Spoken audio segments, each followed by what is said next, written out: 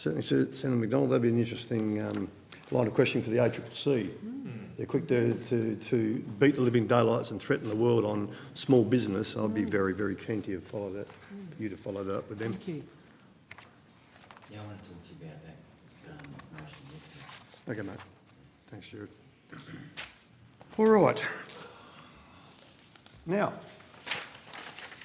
I welcome representatives from New South Wales farmers, and for the record, if you could please state your name and the capacity in which you appear today. Ladies first. Annabelle Johnson, New South Wales Farmers, Head of Policy and Advocacy. Thank you. Jodie Dean, Policy Director, Agricultural Industries. Can we squeeze you on the table? You should be sitting back there. We are COVID, what do we call it? Protocol wise, but you shouldn't be sitting at the back there. Thanks so much. Okay. Yeah. You probably travelled here in the same car, did you? Yes. We did. Wow. Yeah. You may as well come up. Yeah, I know. There you go. We're a practical committee, we are. Thank you very much. Thank you. Colin Thompson, Chair of the New South Wales Farmers Dairy Committee. Thank you. Robert McIntosh, member of the New South Wales Farmers Dairy Committee. Yeah. Thank you. Phil Ryan, member of the committee representing farmers from the Bega Valley. And you're both farmers? Yes. You're both, yep. Yes. Yes, very good. Fantastic. It's great to have people here who are doing it. All right, now I'm going to give you the chance to make an opening statement, Mr Thompson, and if anyone else wants to put anything forward to the committee that you think we should know, please feel free. Mr Thompson. Thank you. New South Wales farmers welcome the opportunity to provide our dairy farmers members insights into this inquiry examining the performance of Australia's dairy industry and the profitability of Australian dairy farmers. New South Wales Farmers is the largest state farming organisation in Australia and represents the interests of all primary producers, with our dairy members being represented through our Dairy Committee. The dairy industry in New South Wales is unique, given its diverse geographical spread and associated environmental conditions. At present, dairy farmers in New South Wales and across Australia are facing severe challenges. Concerted action from government is required to ensure the ongoing sustainability of the industry. The government has an important role in supporting and growing the Australian dairy industry by investing in areas to facilitate growth and developing policies that support farmers' businesses. Over the last year, there has been a major effort to examine reform options for the structure of the Australian dairy industry. This has most notably been conducted through the Australian Dairy Plan process, which to date has included over 1,500 farmers, processors, retailers, service providers, investors and other key stakeholders. There is a strong desire for transformational change and support for a structure that is simple, streamlined and support levy players having a greater oversight of investments. We believe this change will allow the dairy industry to be placed on a productive, profitable and sustainable footing. The structure of the Australian dairy industry has undergone dramatic shift since deregulation. Australia's milk production in 2002 was 11.3 billion litres. Production generally has trended down since that time and is estimated to be around 8.5 billion litres, which is the lowest in more than 20 years. It represents over a 22% decrease in 16 years. Politicians should be concerned when the production of an important food commodity such as dairy is decreasing at a time when population is increasing. Historically, as the number of dairy farms decrease, the remaining farms grew in size and production and often more than compensated for the loss. However, this is no longer the case, with farms exiting the industry quicker than those remaining can increase production. In 2000, New South Wales had 1,725 registered dairy farms. Today, there's less than 600. While there are many reasons for farmers to exit the industry, the overwhelming one, particularly in recent years, dairies have become financially unviable. Put simply, retail prices were heavily discounted in 2011 and have remained static for far too long while costs have continued to increase. New South Wales is predominantly a liquid milk state. Around 80% of milk produced is used for drinking milk. Traditionally, the premium that this year-round supply attracts is what makes dairying possible in New South Wales. Higher costs associated with milk production in this state include a warmer and more humid climate, a less reliable water supply, a greater transport cost for feed and milk to the Sydney market, and an industry spread over a large area. This white milk premium has been eroded over the years, and particularly in the last 10 years, since major supermarkets have heavily discounted the retail price of whole milk, removing many millions, maybe billions of dollars from the supply chain, not only through the discounted private label, but also through the reduction of price of the branded product as they try to compete and maintain market share. The discounting of white milk is not only having a devastating financial effect on farmers and their families, but also a psychological one, as farmers, many of whom are struggling to cope with a crippling drought and exorbitant feed prices, bushfires, see their high quality product devalued in such a way, used as a loss leader and sold cheaper than bottled water. Australian dairy products are highly regarded and trusted around the world, renowned for our efficient production systems, our clean green image and food safety that is second to none. Export opportunities continue to grow, however, to no avail as production continues to decline. I would like to draw your attention to what is happening west of the Great Dividing Range in New South Wales, which is probably one of the only places in the industry where milk production has actually grown and there's potential to grow further. I grew up on a small coastal dairy in near Bega. In partnership with my parents and my wife, we produced around 700,000 litres. In 2000, my wife and young family and I relocated to Cowra to a greenfield site and built a 300-cow freestall dairy facility, and we now produce around 5 million litres annually. We have adopted the very latest in dairy technology and methods. We've increased individual cow production to almost 3 times the national average. But even with this highly efficient system, I have grave concerns as I see production costs increasing at an alarming rate, while milk prices are artificially distorted through a needless and senseless retail discounting. Dairy in Australia is in crisis, and urgent action is required to address the market failures that are crippling our industry. Thank you. Thank you, Mr Thompson. Ms Johnson? I would like to quickly make a statement on the competition issues that have caused so much harm to the dairy industry and farmers in particular. Basically, dairy farmers are between a rock and a hard place from a competitioning and bargaining perspective. Market failure is highly visible in the dairy supply chain, where the system's most vulnerable farmers and consumers suffer the greatest losses. The low farm gate price has obvious implications for farmers, whereas consumers suffer from less product choice and innovation, volatility in pricing, and intermittent supply shortages.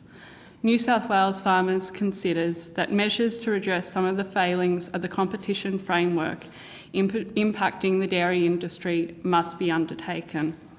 While there have been recent attempts to address this imbalance, such as the mandatory code and the implementation of voluntary supermarket milk levies, farmers too often find themselves as price takers that have to deal with powerful stakeholders for their inputs and outputs.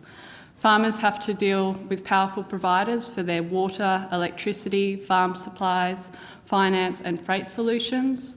They also have to sell their goods into supply chains dominated by a few. While the mandatory code of conduct, which commenced this year, has made improvements to milk supply agreements, there is still a larger competition reform piece that is required.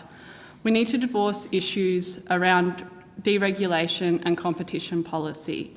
Deregulation has not necessarily failed farmers. Competition policy has. It is not re-regulation that the industry requires. It's a fairer competition policy and retail pricing that reflects the value of fresh milk. Despite having one of the most concentrated supermarket sectors in the world, the number of compliance and enforcement actions should sound some sort of alarm for people. There are actions that the federal government can undertake, which we hope to tease out during this session. Thank you. Thank you, Ms Johnson. And look, I think they're the two most probably powerful opening statements I've heard, because I absolutely do sympathise. Your industry doesn't want platitudes and photo opportunities. You want action. And I get that. And from the industry I'm from, I could shut my eyes and I could have a group of truck drivers sitting in front of me too, because you're families. That's what you are, your community, your small business. Gentlemen, do you wish to add anything? Please feel free. This is your time in the spotlight, and your town's probably wired up and waiting for you to speak. If I could speak, and thank you for the opportunity to speak here at this Senate inquiry. I represent a family farm down on the south coast of New South Wales at Berry, and it's a family farm that has been proud of the quality and amount of product that we've been able to produce from a purely grass-based and what we call an environmentally friendly system. We're close to town. We have a natural river system running through our property, so we see a real need to be not only economically responsible in our community, but also environmentally responsible, and our community demands it. Our community also demands good quality product, and we've been proud enough to do that over the years. I have two sons. One's an agronomist, another one's a vet. Both of them want to be involved in the farm in future. On a real level, the eldest son is already involved and already taking the reins of a lot of the accounting and farm management. So for me, it's a real privilege to be able to work with young people like that in agriculture. The struggle that we face is that with the declining returns in agriculture, we feel a real lack of ability to be responsible in the way we farm sometimes. We find we're compromised. We would like to expand our production, but are limited by the amount of debt that we carry at the present time, which we're not happy with. That's been accrued through over a number of years with various things like droughts and issues such as that. So we're feeling the pressure of the family farm and our ability to continue on into the future. So I guess that's the sort of scenario I'd like to put to you, that even on the coast, where there's a different farming system to Colin out in the central tablelands, it is difficult to weigh up the balance of input costs over the amount that we're receiving for our milk. And we are one of those, I would say, almost privileged suppliers at the moment of supplying direct to Coles. I didn't like doing it, but we felt compelled that we had to in order to see ourselves able to survive the next 5 to 10 years into the industry. Thank you, Mr McIntosh. Mr Ryan. Representing the farmers of the Bega Valley is a somewhat unique position in that we are cheese producers down there and the only major cheese producer in New South Wales. So unlike most of my colleagues, we've actually not received any benefit whatsoever from the retailer's levy on fresh milk.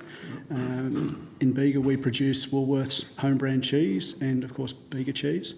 Woolworths could quite easily be doing something to directly benefit farmers in the Bega Valley who are still in the grip of quite nasty drought. We're obviously very badly fire affected and have just taken a pay cut, which is largely COVID-19 related. We can't afford a pay cut, but that's the way of things. We got told what our milk price would be. We're exposed to cheap imports of cheese from New Zealand primarily, and indeed some of that is sold under Woolworths Hillview brand, packaged in Australia, as is, I think we heard Tim Cochran from Dairy Connect refer to Real Dairy Australia, Australian-owned company, but packing imported cheese here and selling it under a label that says Australian-owned and operated Real Dairy Australia. There are other examples of Australian-owned packing plants in Australia that are very large print Australian-owned companies and indeed they are, but they're selling fully imported cheese. And that's something that we're competing with as Bega Valley farmers. And strengthening country of origin labelling to make it very clear that product is imported is one of the things that could help the, let's say, 4,000 of the 5,200 dairy farmers in the country to help protect us from cheaper imports. Coles and Woolworths are both importing butter, and their cheapest butter is from New Zealand, underselling Australian farmers. That is all fair under our free trade agreement with New Zealand, but the labelling of those imported products could be improved to help consumers make a choice to support us. Mr. Ryan, and that's not an unfair request, and this is, just makes you angry just the more you hear about it, because you're not asking for their firstborn children, for crying out loud. Can I thank you for that too, and I think this highlights, and I have to expose my ignorance to this. I didn't realise that. I thought when the drought relief was going back through the processes to the producers, So the it's only just for milk, the it's not 10 for cent cheese levy or that was butter. introduced by the retailers Sorry? is only on their generic branded milk, Right. and it's only going to the farmers that supply that milk. Oh my goodness me. So I think Colin, you supply Lion, don't you? So Colin would be getting no benefit from that. I'm getting no benefit from that, and that would be the case for 80% of Australia's dairy farmers. Very, very interesting. Can I just, before I go to my colleagues, I'll wrap it up here. So you are unashamedly asking for a rate increase. I'll direct my questions to you probably, Mr Thompson, and anyone jump in. That's what you're unashamedly asking for, aren't you? We are asking for government intervention to assist farmers deal with the impact of the discounted retail prices that the supermarkets just continue to apply. Yep. And would I be right to, it's always dangerous to assume in this part of the nation, but am I right to assume that this is a conversation that would go on in every community, in every state of Australia that's producing milk, amongst the farmers, the small family businesses? Would that be correct? Absolutely, it's correct, and it's. I think it's an issue that the public are well aware of. That, very well. Yep. That why is milk $1.20 or $1.10 in the shops, and it's below the cost. Consumers generally are aware of it, but consumers also have a choice, and 65% of them choose to buy cheap branded product. Yep. And my last one is: has there been any written warnings from the ACCC by having these conversations that small family businesses are trying to price fix? I'm on your side. Think very closely what I'm saying to you. Price fix or operate under cartel behaviour? Not aware of that, but yeah, maybe. No, I want you to keep screaming out loud, very loud, on behalf of your members, your communities, because this is the latest stunt from the ACCC with truck drivers. Okay? If I may, I do believe the ACCC has stated that it would look favourably upon the forming of farmer co-ops to negotiate with processors. Very good, and so they should. Fantastic. Now, who wants to go? Who has questions? Oh, well, I do. Yep, okay. Thanks. Thank you very much, Chair, and thank you all very much for your time, particularly getting away from your businesses. I know it's not easy. Mr Thompson, can I just start asking about RD&E? I was really interested when you were talking about building a greenfields operation and the number of litres you're producing from 300 cows. So I'm assuming that you have taken advantage of industry research and development to be getting those sort of production numbers. But Actually, Senator, I've had to go further afield than Dairy Australia or information that's available in Australia, and I've gone to the US.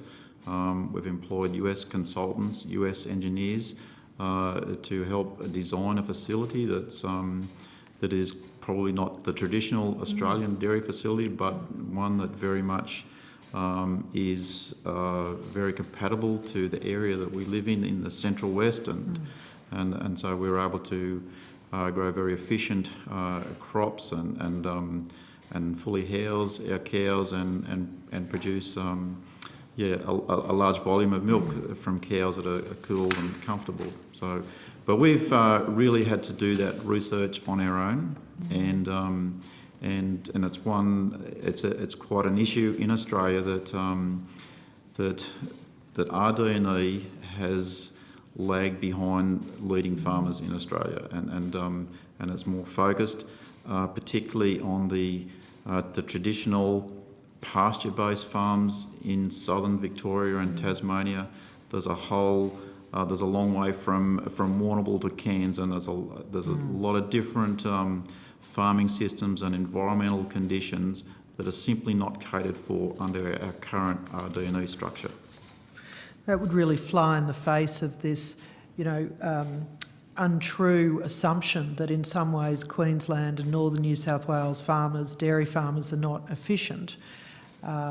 Their efficiencies are available if those industry RDCs could direct some more of that research and extension, as you've taken it from the US.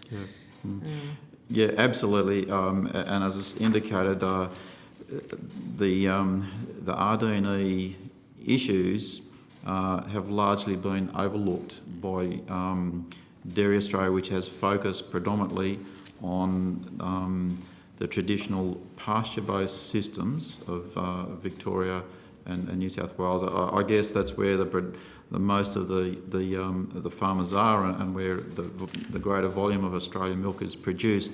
Sure, but the Queensland and northern New South Wales industries are very important, and it's critical that those industries are maintained and grown. As you're probably well aware, that Queensland now produces around half of their drinking milk requirements, and so it is really important that RD&E is directed back in that area and allowed those farmers to become sustainable again. So that would just be we'll put a pin in that as a clear recommendation. I mean, I was interested, your comments at the outset that you're here to be very clear about your solutions and recommendations that you'd like to see. So I'd like to just make sure that we note that the direction of RD&E towards northern pastures be a recommendation.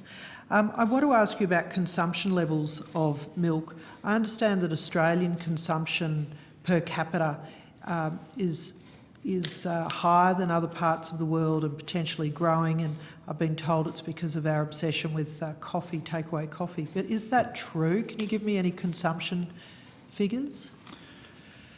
The latest figures that I'm aware of has seen a slight decline in consumption per capita, and that may well be associated with some of the plant-based milks that are available now and becoming juices. more juices, sorry, and it's certainly an issue that we want to raise, is that these things are not milk and should not be called milk.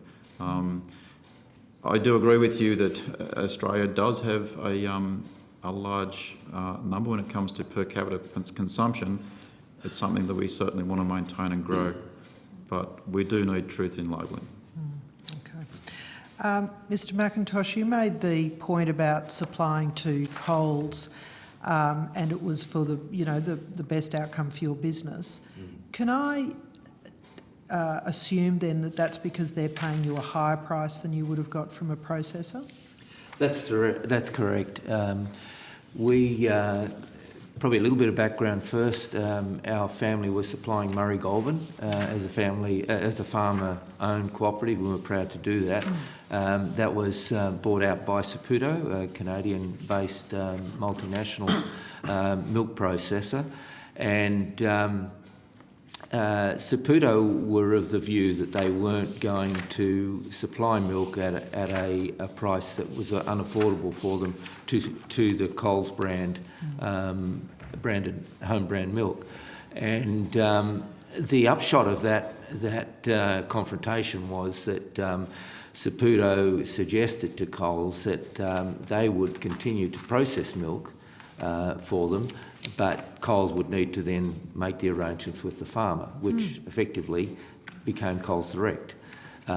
So we actually worked through a milk management company under the Coles banner, and we've struck up a mandatory code agreement, mandatory code based agreement through that milk management company, and to us it seems quite a fluent process. But what it did, and I suppose, indicate to us very clearly was that Coles have the ability to pass on better return back to farmers, and that obviously both Saputo and Coles are very frustrated by the arrangements that existed with the original agreement of $1 a litre milk via Murray Goulburn, and it went on way too long. And so we can see clearly now that we are getting a much better milk pay. We needed to. We'd spent a fair bit of money in the drought. We needed to renew a dairy, an old antiquated dairy, especially with the next generation coming on. They weren't satisfied with the long hours and the no holidays and these sorts of things. So for us to go forward, we had to make some changes. As I said, I wasn't happy with supplying Coles. I've been one of their greatest critics over the years. But it's nice to be able to talk to the face of the people that are actually making the decisions on pricing direct at Coles. So I think that's an important point that we need to take note of, is that both major supermarkets, and I'm not aware of what Aldi and IGA are doing in this space, but certainly Coles and Woolworths are both going direct to farmers. They're paying a higher price than their processors are paying, and yet when I raise it with them, they say, oh, we can't discuss what our processors are paying and what we're paying because, you know, that would be collusion. But they know that it's more. So there's a problem there. And again, back to their ethical supply contracts, you know, they must recognise that they are wildly in breach of that cost. But I just wanted to make a note of that. The ACCC... Excuse me, Senator. I'm sorry. Could I just add on a comment to that and point out that the supermarkets are only sourcing their fresh milk directly. They do not have such a policy for sourcing their cheese and butter. They're still doing that through processors, and it's only fresh milk suppliers that are getting the benefit of that increased price. Okay. Thank you. And That's a that good needs to point. be borne out. Yeah. It certainly is only on fresh milk and on the home brand. It's important that we keep making that distinction on the different segments of the market. Yeah, thank you. I just want to ask you about the ACCC comments around farmer selling groups. So in South East Queensland, we have an ACCC approved selling group, but I was really horrified to discover during the negotiations last year that that the processor was able to talk directly to the farmers. They were able to cut out the ACCC approved group altogether. And that when I made complaints and when the group made complaints to the ACCC was powerless to enforce the strength of that group. So I guess, Ms Johnson, if we could talk about some of the solutions and recommendations that you'd like to come out of today, I mean, would there be something around ACCC powers? Well, especially around collective bargaining, because it's not being effective, and you know, some of those areas that you've pointed out in terms of that processors can engage with people that are part of the group and essentially offer them, you know, a contract that's got incentives, and it's very hard for all farmers. So this isn't an issue that's just in dairy collective bargaining, where our organisation acts as an agent for the poultry industry undertaking collective negotiations, and these same issues are borne out, that it's very difficult for the group to remain cohesive when elements of the group get offered contracts with incentives, and all of these farmers are under a great deal of financial pressure, and you know, everyone can understand the need to undertake to sign on to a contract that's going to be, you know, advantageous to their business.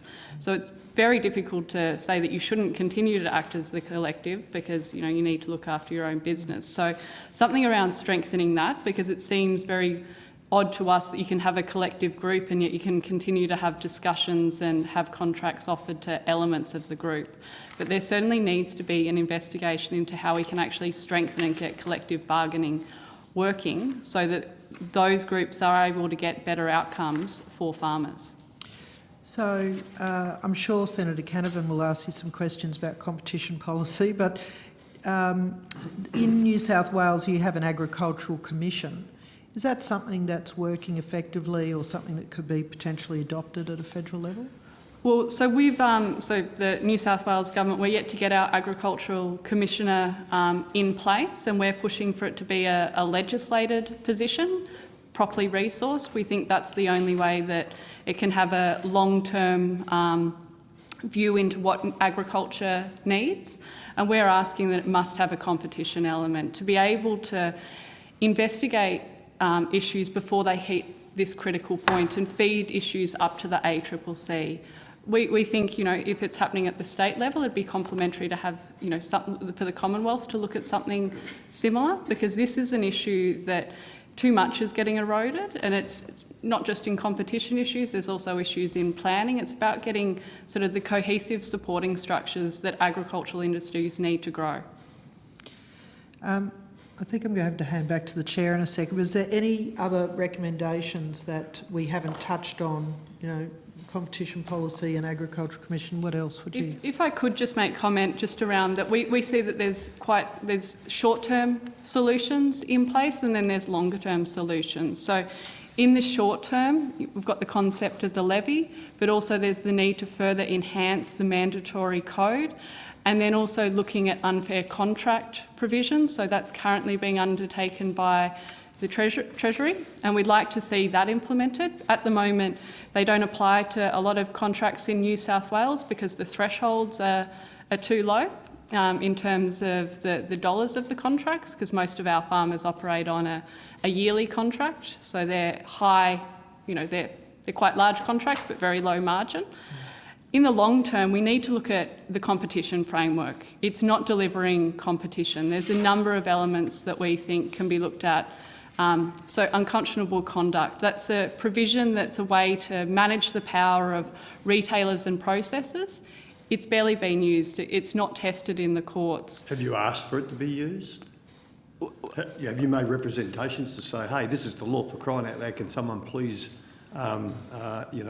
investigate and then get on with it and prosecute if that's the case, or is it just the law sitting there and no one wants to go to it? The law's sitting there and no one wants to use it. It's too difficult, it's too high a threshold to prove, and in terms of there's an access to justice issue here. So for farmers to launch an investigation, they could be hit with an adverse cost order. So we think that there should be, opening the courts up and actually testing our competition legislation. We think there should be, if farmers can make out sort of a basic case, then they should be able to have sort of a no-cost order against them, setting some kind of... So we're actually testing our competition framework in the courts. The other one is our competition policy doesn't reference fairness. We need to set out more clearly what the objectives are that we want our competition policy and our legislation to achieve. So there's very much a focus on short-term consumer gains, and we recognise that the ACCC works within that framework. They don't set the framework.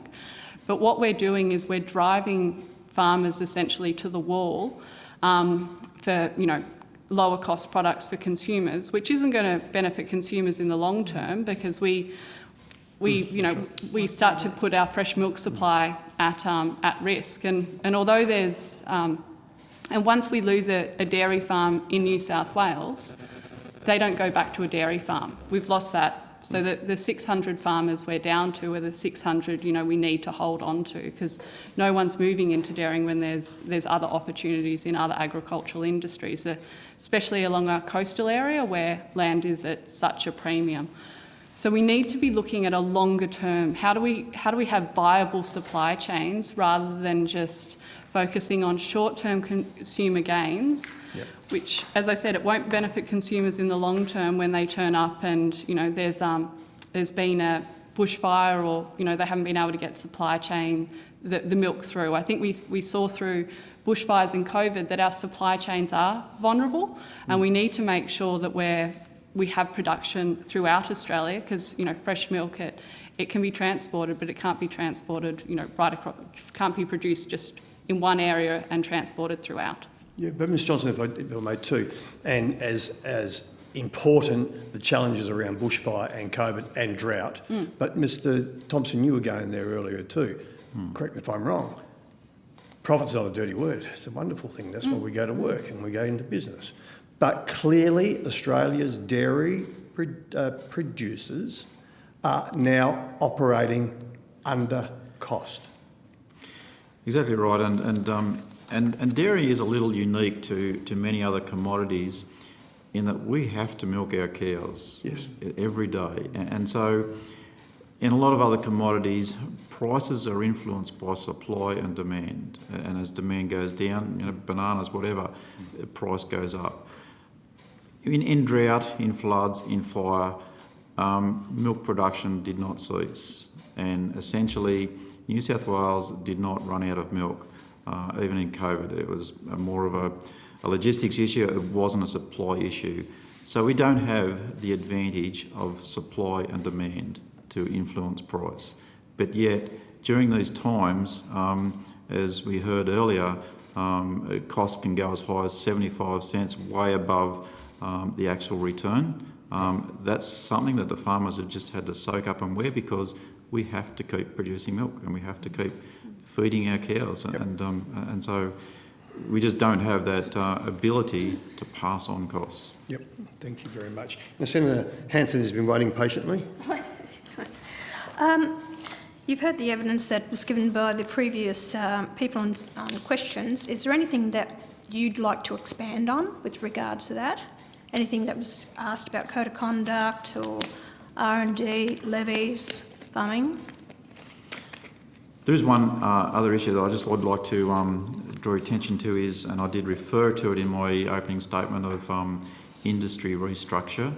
Some of our institutions have been in place for a long time, and I guess quite frankly they have not kept up with the pace of the changing scene of dairy, and in particular I guess the reduction of production and the number of farms that are still operating. And so through the Australian Dairy Plan, we are proposing a restructure of our industry bodies, and in particular merging RD&E with advocacy and forming one organisation that is far more streamlined and efficient and effective. I guess we would like support for that restructure and possibly assistance. Efficiency can only go so far, doesn't it? Because what I've been told, to actually produce 1 litre of milk takes about 14 litres of water. So the cost of water, cost of electricity, your overhead costs, even if we go for drought, we're paying for that feed as well. The consumer, as we've said here, that a litre of milk or home-brand milk is about $1.20, $1.30 a litre, sometimes even cheaper, $1.10. It was cheaper than that. The prices that they pay for milk in New Zealand is around $2.50 a litre. World prices around about $2.40, New Zealand's $2.50. In America it's about $1.25, but America is subsidised by their governments in their industry. If the consumers in around the world, plus also New Zealand, are quite prepared to pay $2.50 a litre for milk, why are we underselling our milk when I believe that consumers will pay more for milk if they can see that the money will be paid back to the dairy farmers? Do you agree with that? Absolutely, and you know, we have many conversations with consumers you know, I've never come across a consumer who said milk is too expensive in Australia. They're prepared to pay more, but as I said, when they have a choice, they will, I guess, trying to balance their weekly budget, choose the cheaper option. It's just human nature, isn't it? I think the crux of the matter is, why are the consumers offered this price? And it is the retailers that are stubbornly refused to increase the price of home brand milk in the face of a crippling industry crisis that sees cost of production increasing, and so the knock-on effect of this $1 milk that we had for seven years was that the branded products had to reduce their cost per litre. Say a 2 litre container was, a bottle of milk was $4 post 2011, it went to $3 just to try and maintain market share. Now that cost, or that price reduction has been passed back to farmers. It's as simple as that. And if we can find a mechanism, we do support a mandatory levy, but we understand that is something that will maybe keep the industry alive until a better solution is found, and in particularly examining the competition policies. Excuse me, Senator. Yeah. Just a further comment on that is that we are selling New Zealand cheese and butter in Australian supermarkets cheaper than it's sold in New Zealand supermarkets. Yeah. The equivalent product in a Woolworths here versus a Woolworths Until they squeeze out our own dairy industry here, then you'll have the full exports and the prices will rise, the cost to the consumer. If you talk about the price of the milk, and the consumer will pay more, and you say about the home brand milk, Mr McIntosh, you've said you supply Coles. Do Coles offer you a fair price for your milk, or do they actually offer you a price below your production cost? No, they offer us a fair price. Right, so they're prepared to pay you for it. So if they're going to take a hit in the supermarket and still selling the milk at a cheaper price, they're taking the hit for it, aren't they? But you're getting a fair price for your milk. But that's the agreement that you have with them. That's correct. Right.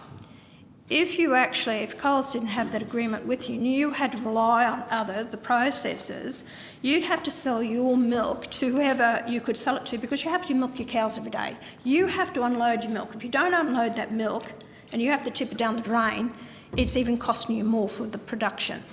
That's correct. So basically, you're being held to ransom by the processors in the country. What is the issue? What is the problem, which I cannot understand? I'm getting pushback from other senators and different ones. Why can't we just say to the processors, to everyone, you are going to get at least 70 or 75 cents a litre for your milk? That will then be passed on to the processor will pay you for that milk. It will be passed on to the retailer. The consumer pays for it.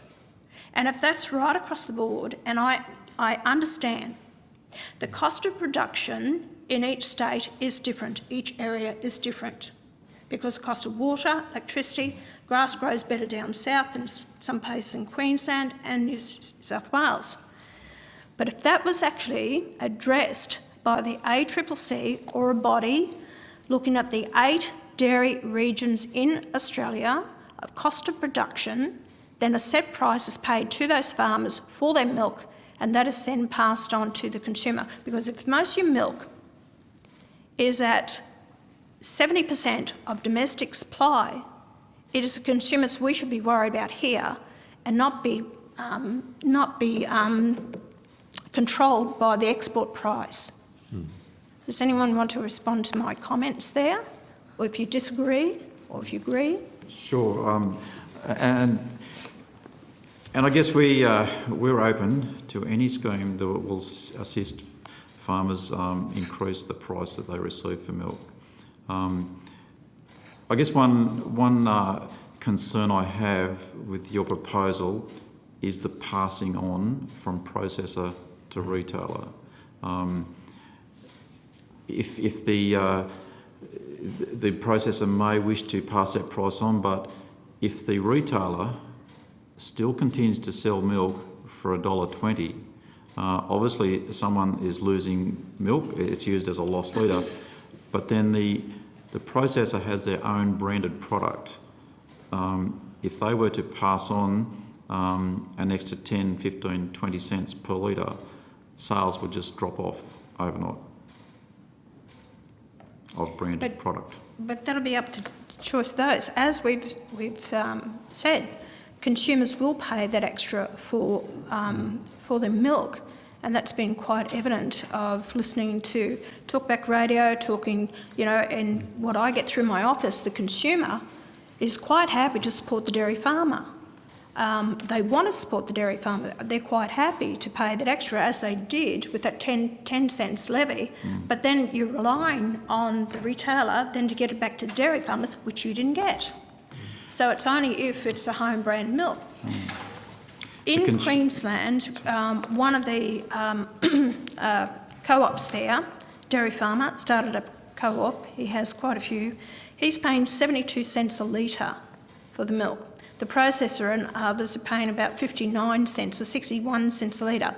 He can actually get a co-op going. He's paying 72 cents a litre now for that milk, and he can't supply enough milk because the people are actually paying that price in the supermarkets. So if he can do it as a co-op, why can't it be brought in, as I said, that you, the farmer, you get your price for your milk and it's passed on? Unless I get a really good argument why it can't work or why we can't look at that, and to ensure the farmer is going to get at least production cost plus a slight profit, and to give that a bit of a go. Senator Hanson, if I may be next, the one comment I would make about that is that one of the recommendations we're making is that we believe there's a need for a $1.50 litre type value on liquid milk, is that on home brand milk. Super but we price, also super price. Yes, that's right. That's right. Pricing, but we also believe there's a need for a $9 on the dairy basket. That is the various products like cheeses, butters, ice creams, these sorts of things, because that's where a lot of the milk value is too, and it's got to be in balance. And obviously, it's easy for Coles to take the I suppose, in a sense, a high moral ground on the fact that they can take a particular product, which is just purely and simply white drinking milk, and offer a premium back to farmers and say, what a good boy am I at the end of the day. But the reality is that it doesn't really affect the rest of the dairy cabinet. There needs to be value in the rest of the dairy cabinet as well. And there was an interesting statistic that I shared with the group yesterday that I noticed in the Dairy Australia statistics from their annual reviews, where over the last 3 years, the milk consumption through supermarkets hasn't changed dramatically. It's comparatively the same. However, the amount of milk that is sold at supermarkets as their home brand has gone up by 50 million litres. Conversely, the amount of milk sold for the branded milk, which is our own farmer brands, whether it be Dairy Farmers or pure, other branded products that are out there, has gone down by 50 million litres. So there's obviously a strategy at the retail level where they are happy and they will actively promote various milk brands within their cabinets to get the best profit that they can. And that's happened very clearly over the last 3 years. And it's something that we have no control over. We can't control anything to do with the presentation at the supermarket cabinet. We can't do anything about the balance of how they send that value back down through the value chain. And so there is an imbalance there. There is an unfairness that we recognise, and I guess that's why we've come with some of the recommendations that we have to try and address that. So from a Coles point of view, it's a very simple exercise that they're doing, and it suits their purpose. We're a very, very happy recipient of a better milk price, but I wish that all dairy farmers could actually get a semblance of a better return that we've experienced in the last 6 months. We've only been on it for 6 months, and it's been a rewarding, or at least a satisfying experience to get a decent return for the amount of work that we put in. Just one last question. This is Dairy Australia. Report that they released 2018-19, Australian dairy farmers received on average an average of close to $37 US per 100 kilo of milk, which was below the price of major producing countries in the European Union and New Zealand, but above that of the farmers in the United States. So are we actually lower levels of government support provided by the Australian farmers compared to their counterparts? So are we actually going on a pricing for our milk and that compared to other countries? Are we looking at the export market, or why aren't we actually paying our farmers the right price for their product? Is it tied up to the export markets? Why has it got to this stage? I think it comes down to the markets that our farmers need to compete in. In the export market, they need to be competing against other products that are subsidised by their other countries, their competitors. So, say EU, US, there's subsidies provided, which makes it difficult for our farmers to produce in that export market. Domestically, there's a competition issue. So that's why we keep coming back to, there's not going to be one solution for the dairy industry, there's going to be a range of solutions, and competition reform lies at the core. So many of these issues can come back to there's a competition imbalance, and the way that our competition framework is framed, it's not focusing on the right things, it's not setting the right tests to be able to recognise the imbalance and the unfairness in the negotiations, in the way that the relationships operate. So we recognise the desire for there to, for price increases, and that's very much our short term, but there needs to be a long-term look to make sure that you're setting up a fair environment for farmers to operate in. And it's not just dairy farmers that are feeling the pressure from these large retailers or processors. It's pretty much in any industry that's got a domestic focus. Thanks, Chair. Thank you. Thanks for the answer. Senator Kennedy. Thank you, Chair. Just a few questions. Mr Thompson, I wanted to go back to where you started almost with the investments you're making in your own farm and with the US ingenuity you were saying. I presume you're making those investments ultimately to lower your average costs of milk production. That would be probably one aim of such investments? I guess not exactly. Right. My investments are more about building a sustainable and profitable industry. My cost of production is probably higher than average, but yet my return, particularly return on individual cows, is more sustainable. Is it you're getting higher volumes then per Absolutely. cow? Higher volumes per cow, okay. Well, the question I have here is how do businesses like yours justify large upfront investments to get a production benefit in a market where it's hard to predict what the price might be in 5-10 years' time? Because I not just in this market, it seems to be in a lot of these types of markets where there's retail dominance, someone might make an upfront investment, improve their business, improve their profitability, but what's stopping in a few years' time the dominant supermarkets coming along and saying, well, now you can lower your price, now you can afford to have a lower price and effectively foreclose your attempt to make a return on those investments? So I guess I work on the theory that if I've built sustainability and profitability into my business, then I'll be there and others will be gone lower. Yeah, so that only works if you're the one who does it, if everyone else doesn't. and this is yep. where I keep coming back to restructuring, R&D, so that we can actually, there's just so little investment in Australia in terms of, training farmers, training young scientists, training consultants.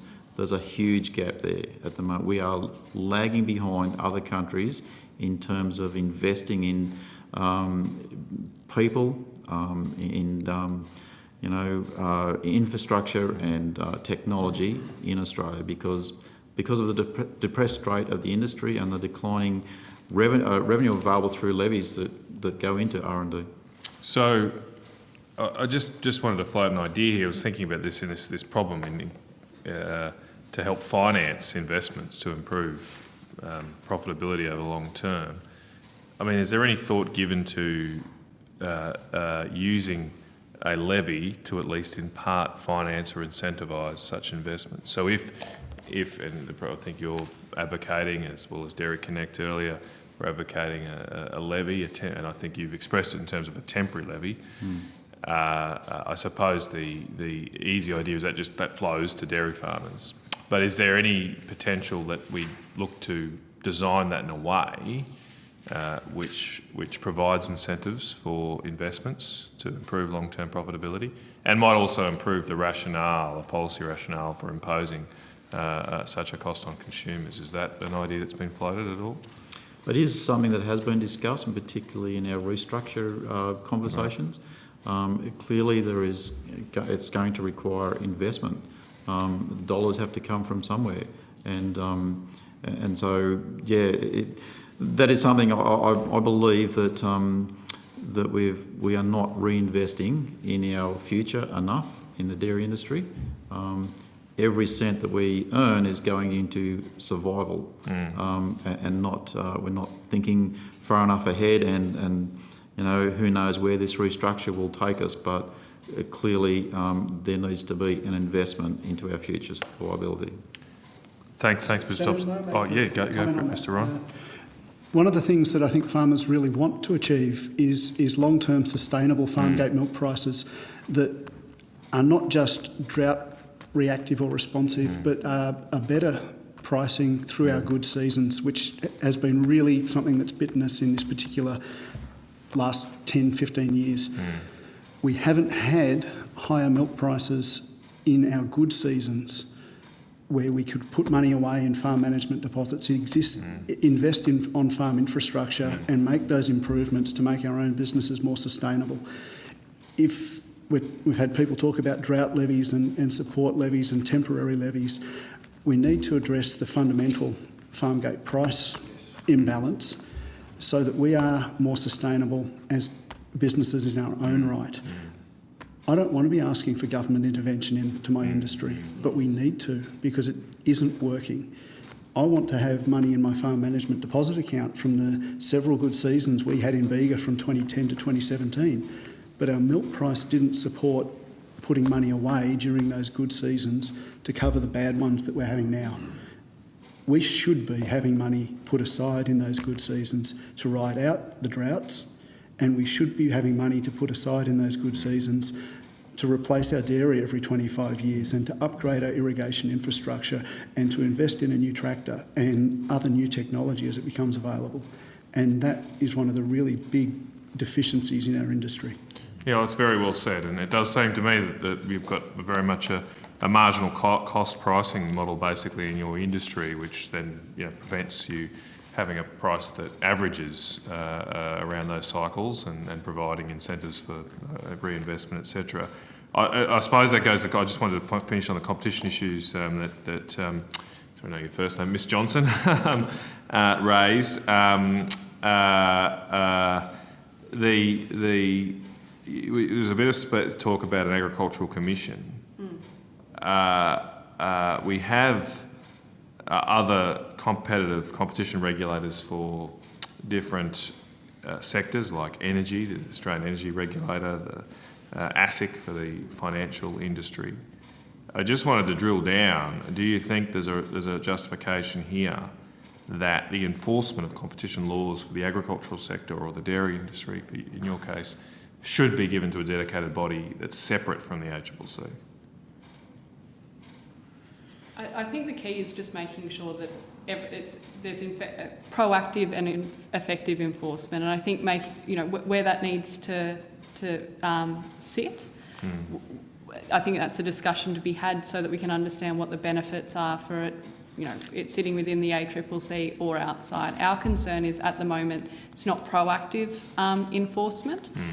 That for too long we're waiting for industries to get to a critical point. We need to be stopping it far earlier when competition issues start to arise. Whereas the dairy industry's essentially had 20 years of competition failure, and we're now dealing with what 20 years of failure looks like. We need to make sure that we're stopping it, back in the early 2000s when we should have foreseen that deregulation required a relook at competition policy and making sure that we were being more proactive, had the right tests so that we could understand this competition imbalance and put measures in to rectify it. And if I could just add to that, I think it's about adequate resourcing, whether that be the ACCC agricultural unit or another entity. It's about them having sufficient resources. My colleague referred to the poultry meat industry recently, and they're undergoing very similar issues around retail pricing, consolidation of processing. And our calls for an inquiry, have been met, but not the full Treasury-led inquiry that we've asked for, and it's been recalled back to resourcing issues. So we're seeing another sector in a very similar position to these gentlemen, and further resources are needed to support our farming communities. That's a good point. And this is my final question, Chair. If we were able to implement the access to justice reforms, you mentioned the no cost orders. Do you think, or do you know that some dairy farmers, would they take a competition case to such a low cost tribunal or no cost tribunal? Would they actually do that?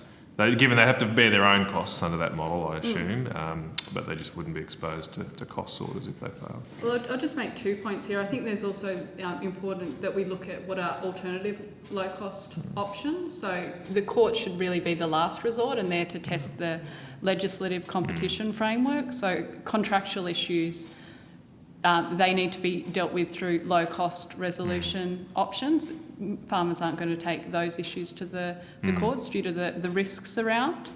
And in terms of, as I keep coming back to, these issues are not just being experienced within the dairy industry. There are many that are experiencing these issues. But one thing that we'd like to see is whether, our agricultural commissioner in New South Wales would be able to bring test cases and they'd be able to work on running cases on behalf of farmers so that we can test the competition the competition legislation in the courts, but it's not exposing our farmers and their business in having to come forward and, there's many people that only have one processor that they can go to. And it's very difficult. Would it just be easier to throw it out, start again and revamp the law? Sorry. I don't... I just saw a legal... sorry, are you a lawyer?